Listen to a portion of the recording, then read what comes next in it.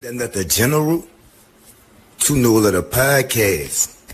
You keep your body clean, nah? Yeah. Being really comfortable with all of that thing. I know what you're trying to say. Do what you do, baby. Yeah, I want to congratulate. I seen to come up through the mud. You feel me? Real Yeah. I'm saying, like I said, I used to be top. I'm one of the ones. When that nigga said he had a phone, his whole joke. Man, I'm looking at the screen like preach. Cause I was on the phone with him, you feel me? So you know what I'm saying? I'm just saying that you getting up there and you keeping it all the way phone. What them little niggas be saying, he ain't cloud chase, he ain't capping, he ain't doing none of that. Like, he ain't trying to make himself look, you know, he letting his legacy.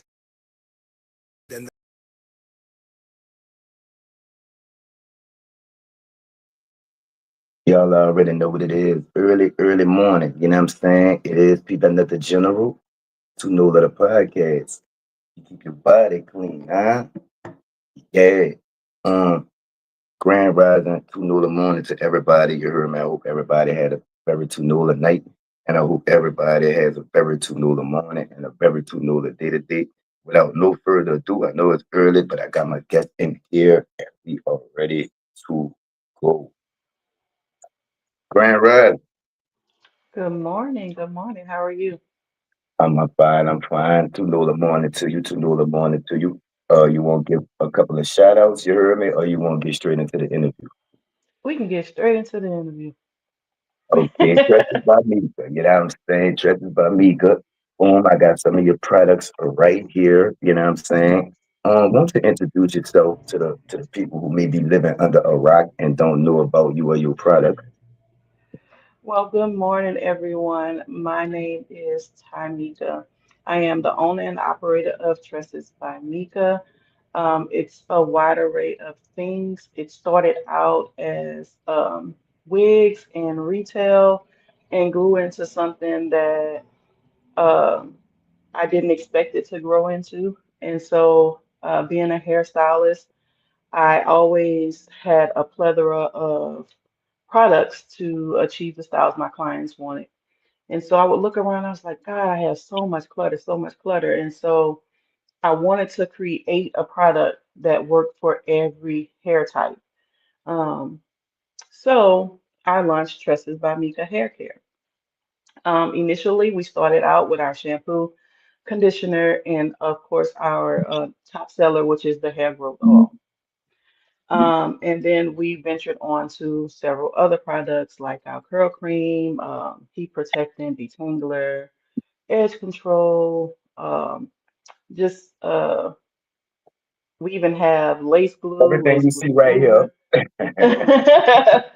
Um, and then I have those items to show as well. But um, initially, the passion just came from hair. I can say as early as doing roller sets in my grandmother hair. Yana could tell you all about that. She right there. But good morning. So it grew into something I didn't expect it to grow into. I didn't initially start it with retail. I only used it on my daughter's hair, my hair, and then I began to use it on clients' hair. And as clients started to inquire about what I used in their hair, I was like, I probably need to market this, right? So this all took off during COVID. Yes, man. Right? So then I'm creating care packages for clients at home because they're like, girl, I can't come get my hair done. Mm, So it started from there. I was blessed, I want to say maybe 3 years after the product launch to go into beauty supplies. And I always inquired about it, right? mm, But they won't let us in their beauty supplies. mm, Um, so I learned a lot during that course, and it was a beauty supply I went to in Kinder, Louisiana, a black-owned beauty supply, and I'm not one to get out front and just start talking. My cousin was with me, and so she was like, "Hey, what does she have to do? She has products, and she don't talk about it, but I'm gonna talk about it." And so she said, what she needs to do to get in beauty supplies? And so this lady literally gave me the game. Mm, She said, first, you have to create a bundle that is going to offer your beauty supplies at least a 30% margin markup. mm. So you have to be able to sell to them, profit to yourself, and then have them allowed to be profitable. Then you also have to have $1 million insurance policy. I said, what? Oh, wait. Right? What? $1 million insurance policy because you don't want the beauty supplies to be at risk for your product. Dang. So I know that there's tons of people out there don't know that, right? So I'm like, okay, so in my mind, when you say $1 million insurance policy, I can't afford that. I'm just barely getting off the ground. And so I go and I start researching, and they ask you a plethora of questions when you're trying to obtain insurance for your company. And it's just basically having your ducks in a row. Do you have your LLC? Do you have your EIN? What's your revenue like? How much money are you bringing in? Oh, they all in your And business, huh, cuz? oh, I mean, all up in it, all up in it. So it turns out that I pay $72 a month for insurance. I was like, I thought that was gonna be way more expensive than that. What? So, so I'm like, okay, well, let's go from there. And then I came back home and I got to work, and a beauty supply opened, black owned, and I just happened to go in there because I wanted to buy some new clippers, and I didn't know it was black owned. And so when I gave him my license, he was like, "Do you have products?" I said, "Yeah." He was like, "Where are they?" I said, "Not with me." So I learned then that I need to keep something on me at all times. If you So get ready, you ain't gotta get ready, huh? exactly. So he wanted to set up a meeting. So I remember what the lady told me at the beauty supply. So I created this bundle list. I bought products with me, not knowing that after that meeting he was gonna say, "Okay, let's put it on the shelf." Mm. And so I had products in my trunk. I was like, "So this is what the people be saying." So after that, he had relocated from, I believe, I think he said Dallas or Austin. But then the man opened up two more beauty supplies, and now he wants the stuff in all his supplies. I was like, look at God, won't he do it? So the goal is to try to get it in other stores because also I started e-commerce, so online only. But I was paying all of this money for e-commerce, and the products wasn't moving. Now I've shipped to 9 states, but it wasn't it wasn't moving as fast as it would move when clients were come or off of the beauty supply shelves. So it's like, I'm not receiving back what I put into it. So it's not a go. So let me ask you this, you hear me? You being a woman, putting smiles on all these women's face, you know what I'm saying? When you look good, you feel good, and you got good vibes, good energy, right? Personally, right? What does this do to you as a person? Putting these smiles on all these women's faces, making them feel beautiful, making their energy change. You know what I'm saying? A lot of them married, they go home, they ain't got the attitudes no more. You know what I'm saying? How does that make you feel personally, Kirby? So that's the why. Oftentimes we launch careers, we launch whatever, and you always have to remember what your why is. And so for me, it has always been that. As women, we often put these masks on, and we just wear it. We're proud, like a badge of honor. We just put this mask on, and we just gotta fake it till we make it. And when clients sit in my chair, I love the fact that I can take them from a a dark place and just in conversation because a lot of people don't know. that when clients sit in your chair, you become their therapist. Now, there's sometimes and some clients that want to talk, and that's fine. I give them that private space, that quiet space, which is also another reason why when I went into salon space, I chose salon suites to give my clients that privacy. Not everyone wants to demask in the public eye.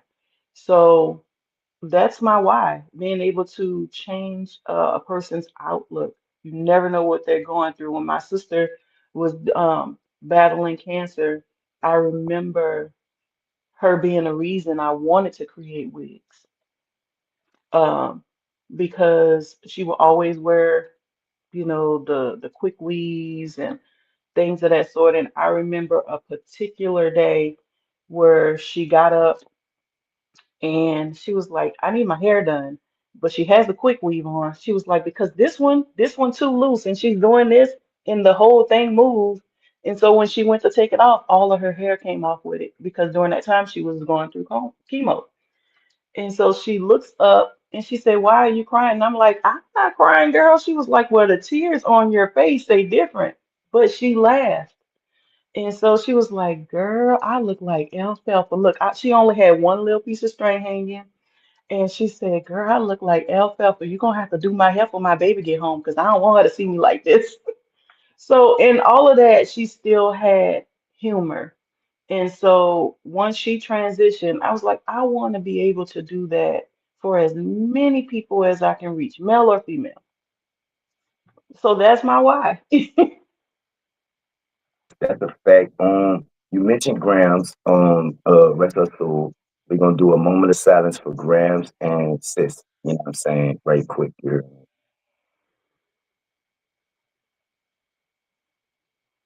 Y'all grandma was something serious. Yeah.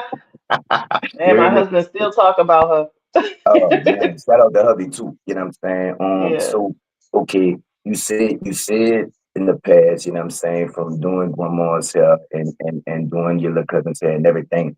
But obviously that wasn't the plan. You know what I'm saying? So when this, I guess, hobby blew up, right? And you had Mhm. to make it out of career, right?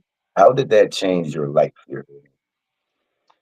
Well, I'm gonna tell you how it really transitioned and changed my life. When I met my husband, he positioned himself in a way of just asking simplified questions, intentional questions. And so one of those questions was, what are your goals? What are your dreams? What do you want to do?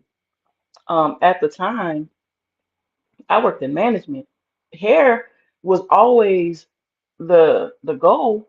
It was always the goal. I even went to beauty school in New So you Orleans. been Shout out about to Stevenson's if hold they up, still around. you can't just skip past that. You know what I'm saying? I know you want to be humble and all of it, but you been a boss out here. You know what I'm saying? Since back in the G then.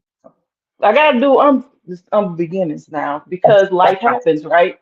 So you start out a way, you start out with a plan, but life happens. And so I got pregnant with my second son and I had to drop out of school. And then of course, again, life happens. Katrina happened and it brought me to Houston. Um, but when I met my husband, he was very intentional. He's like, what is it that you want to do? And I told him, I said, I really want to pursue hair full time. And as time went on and we got to know each other and the commitment happened, he allowed me to do that. He allowed me to go back to school and focus on what the goal was. And I appreciate him for that, right? So that's when the real transition happened. So I remember, and I got to tell this story. I remember going into an open concept.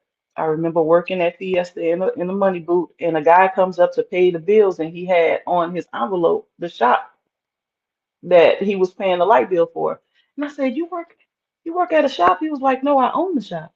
I was like, "I do hair. You need somebody to do hair, right?" And so that's how I got in the first shop. Now, he only wanted me to do braid because I was still in school. He only wanted me braiding. He Hold on, had wait. I gotta make a point. I gotta make a point. uh Closed mouth don't get fed, ladies and at gentlemen. all. You know what I'm saying? She saw the opportunity. And every time when you went talk to the man With the other one where you tried, you know what I'm saying? You opened your mouth. You had the courage and the know-how. Closed mouth don't get fed.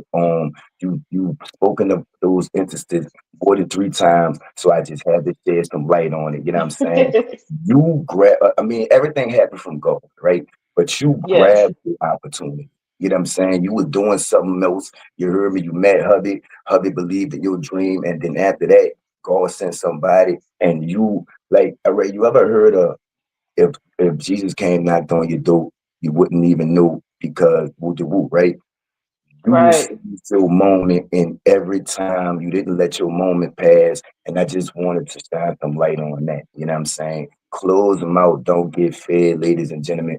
Open your mouth.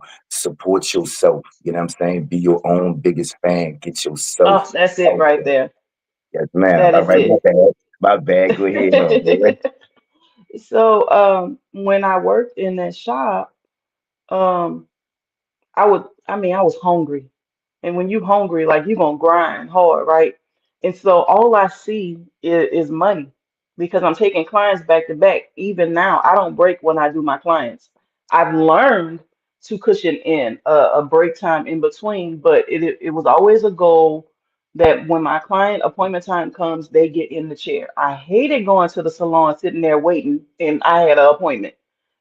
So, um, I remember it was like 11:30, 12 o'clock at night. Now, mind you, I live in the hood, shop in the hood. Husband like, hey man, what time you coming home? I gotta go to work in the morning. I'm waiting up for you. He would often come when I'm at the shop late. He'll come meet me to make sure I lock up and I'm safe and stuff. So this particular day, he said, "Man, this shit ain't gonna work." Just straight like that. And I said, "What's not gonna work?" He said, "Man, you keeping late hours. It ain't safe out here." And so I had this smock on. And so I'm sitting on the bed and I'm just pulling out. He said, hey man. He was walking out of the room. He said, "Hey man, you made all that today?" I said, "Yeah." He said, "Oh, this shit gonna work." So from that moment, I just had to learn, and then it also became wear and tear on my body. So I had to restructure the business. How can I do more and work less? Right? So that's when the idea, I need to get some Hold products. up. I need to Wait, make money in my hold up. sleep. I got I gotta shout out Hubby. Hubby saw the mission. Hubby understood the mission, you heard me? And he executed when he saw them Oh dollars. You know yeah. what I'm saying? That Yes, ma'am. definitely Yeah. shifted the mindset. It shifted the mindset. I have a niece right now who is in beauty school and she posted on her social media. She said it'd be the small things. And so in the background, her boyfriend is vacuuming up the hair and disinfecting her chair in between clients while she eat. And I was like, that's it right there. That's the goal. It's the little things. Yeah. So let me give you a pop quiz on your startup. You ready? All right. What was the first item that you sold? I'm talking about ever before the stores when you was in like the first ever item that you sold. Oh, it was a wig. Echo. Okay. Do you It was a remember how wig. do you remember how you felt when you made your and I'm not talking about to family, you know what I'm saying? I'm talking about to a Hmm. complete stranger. You know what I'm saying? Uh-oh. Yo, all right, we right smack dab in the middle of a you know what I'm saying, a fire interview here with Tresses by Mika, you know what I'm saying? Oh, there we go. Pop back in. Sorry. We good, But we I'm good, back. we good. Yes, yes, Uh, ma'am. Do you remember the feeling you got from selling your first uh product? so yes, I do. Um, it was very humbling, right?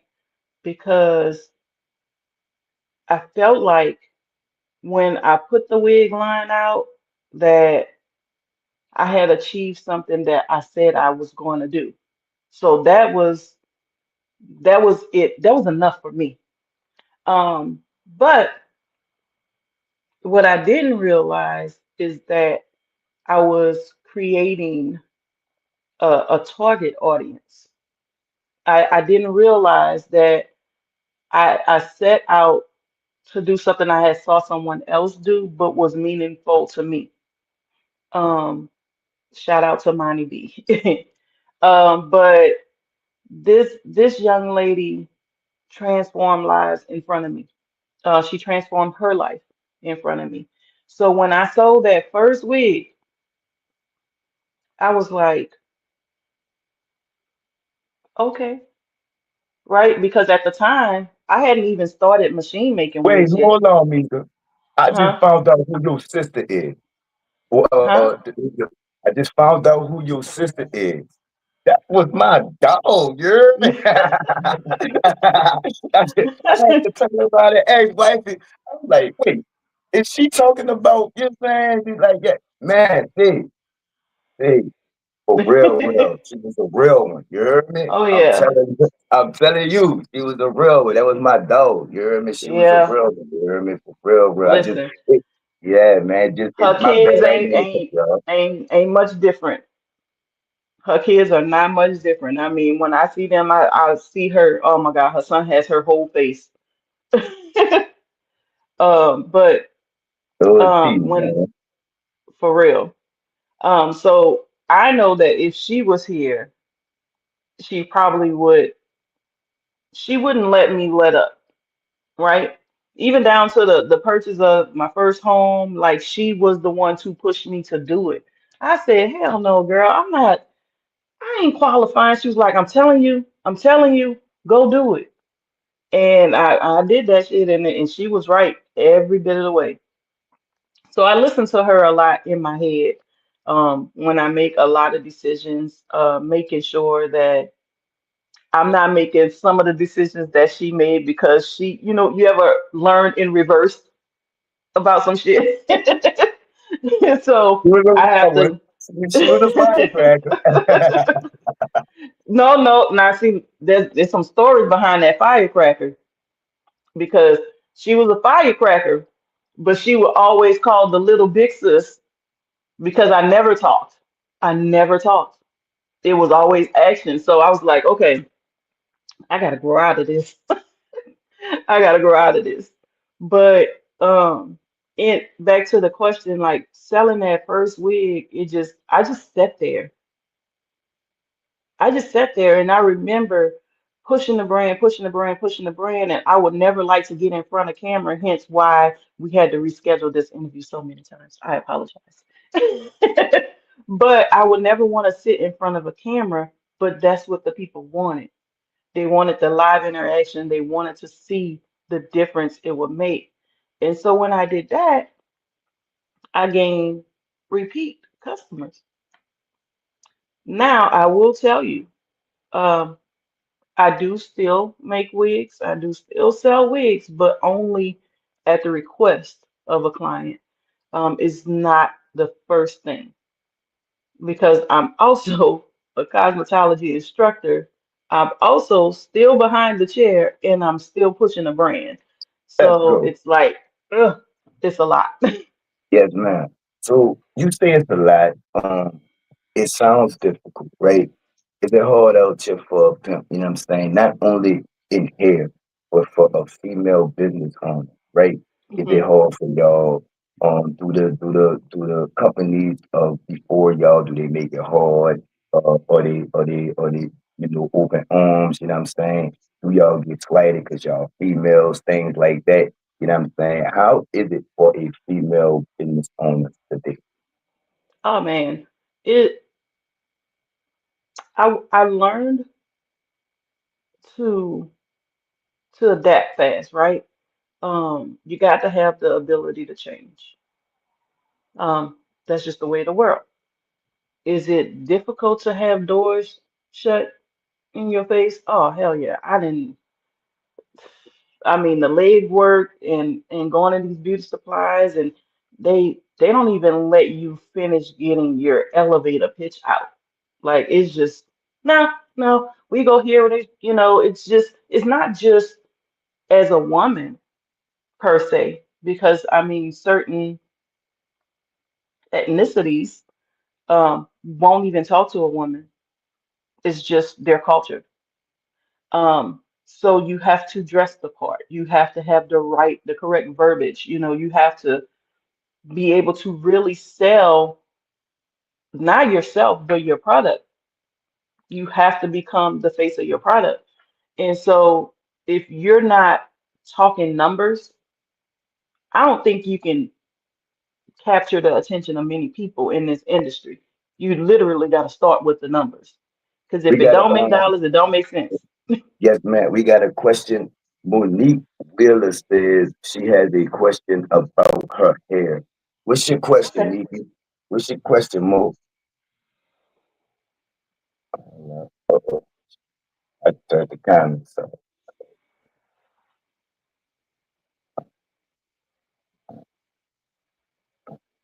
don't be shy.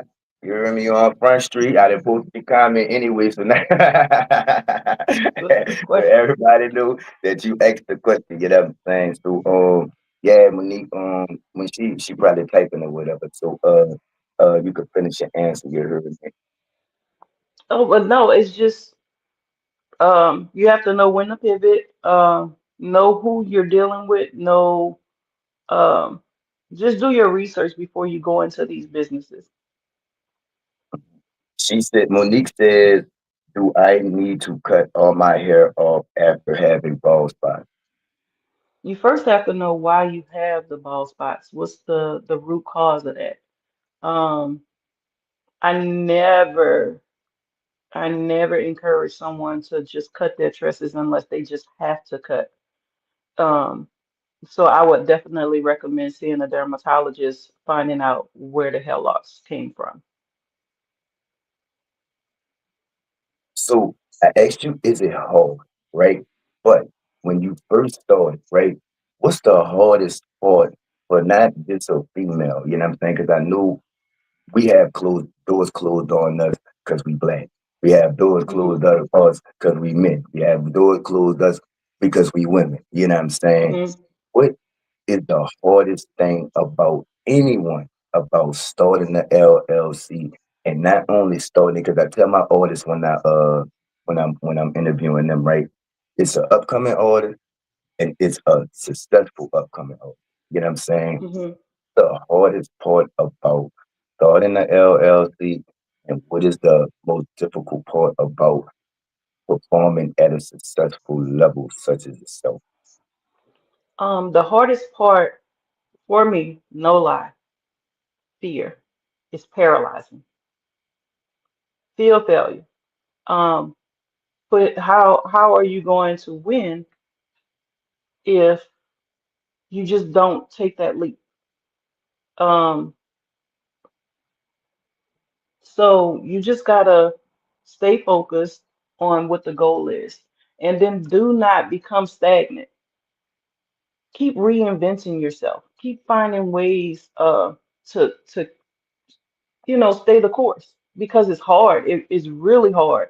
And if you don't put the work in, I had a client tell me the other day, she was like, your social media footprint is gone. What happened? Now, I already know what happened. I stopped posting.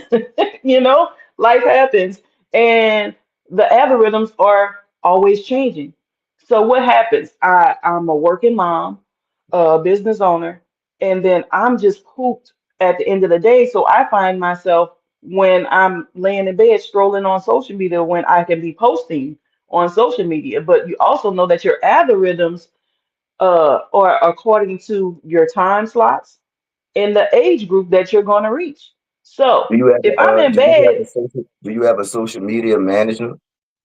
no, We all me, we gonna talk that. right? We gonna talk after this. You hear me? We gonna talk after this. All right, so, All me. so boom, But we I got mean, three more. it's I'm sorry, I don't mean to cut you off, but no, go ahead.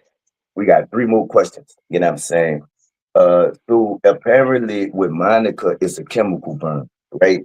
She says, Oh, okay. I dyed my hair 2 months ago, and the perm it came with, she put it in, and it came out in certain spots.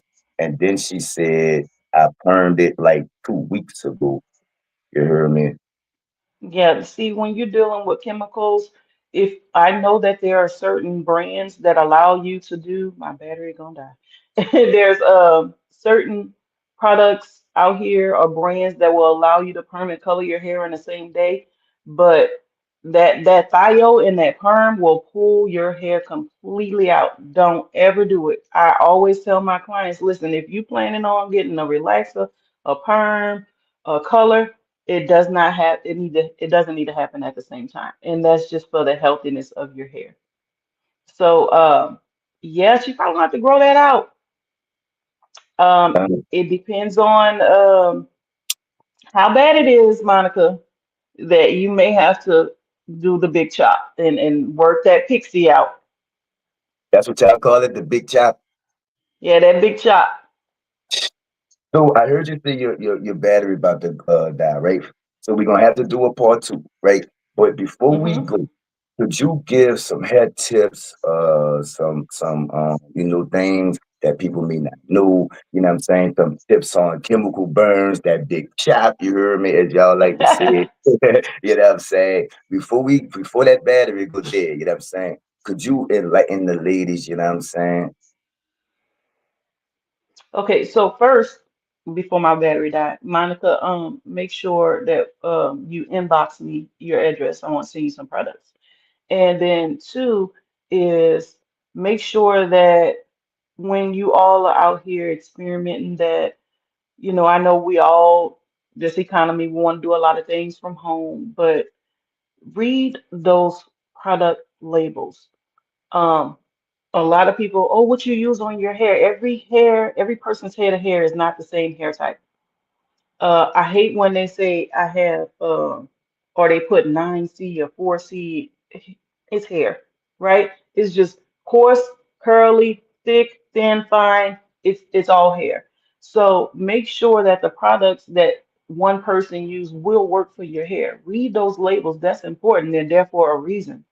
Um, you need to know what you're putting in your hair. A lot of times there are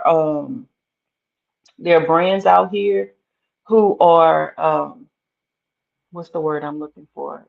Private label. They're just putting their name on stuff.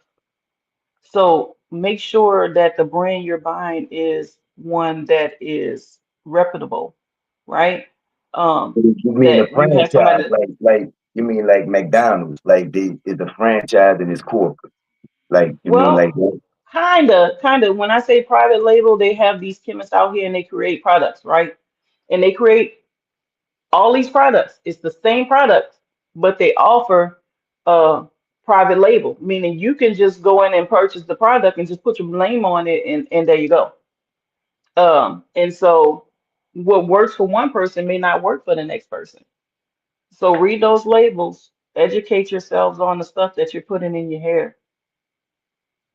and you said something about the different types of hair. Are you talking Hmm. about the hair that they purchase or their natural hair? I'm talking about their natural hair. And even the hair that you purchase, make sure you shampoo in that stuff before you put in your head. It's Mm, chemical. It's been processed, I promise you. mm, Even when it's on the pack, it says not processed. Yes, it is. mm, mm. And could you explain before we get out of here, right? The different types of natural hair and how you find out your type of hair for the ladies. First of all, I am not the type to say, oh, or a client comes to me, I have 4C hair. What's 4C hair? What's that? I, what is that? That's something they just put a brand on? Like, no. So you either have coarse hair, fine hair, curly hair, thin hair, but I don't know where this 4C, 3C hair type come. I don't know where that come from. All right, one move. These edges, right? Edge, give them some edge, and I promise it's the last thing. You hear me? Oh, The you're most fine. thing that I hear about is the tips and the edges, right? And we ended Hmm. off with some tips about the tips and the edges. Are you talking about the ends of the hair? Okay. So every 3 months, you should be doing a trim on your hair. If you don't trim the dead ends, right, they're just going to grow up the hair strand and damage the rest of your hair. So oftentimes, if I'm doing, well, of course, when I do a silk press, I always have to trim the ends of the client's hair. But they have their little lint, right? And they don't want to lose it. It's progress, it's progress. Well, if you don't want me to trim all the dead hairs, then we're not going to continue to progress. Yes, your hair does absorb water a lot. It's always been that way. But and then like for the edges, so less is more, right? Even you see that edge control you got right there, this edge control right here, less is more. Um, you don't need a lot. Most edge control have alcohol in it. Mine does not. You got to know that when it starts flaking, you've over assessed, you use too much. And sometimes when we as females get up, we use edge control. I use mousse because I have real fine hair, but sometimes I put edge control on top of it because it'll stay for a couple of days. But we just get up and we apply more edge control on top of that edge control. We don't take the time to like wash off the residue from the day before. And so that's what causes a lot of that flakiness. Hey, we got to get out of here. Battery run dead. You know what I'm saying? Yes. It's all good. You heard me? We got to do a part two. I loved you. I enjoyed your energy. You know what I'm saying? Thank you for Absolutely. coming Thank in. you. It's all good. Y'all already know what it is. You know what I'm saying? It's Peter the General to New Little Podcast. You keep your body clean, huh? And your Yes. hair. Yeah.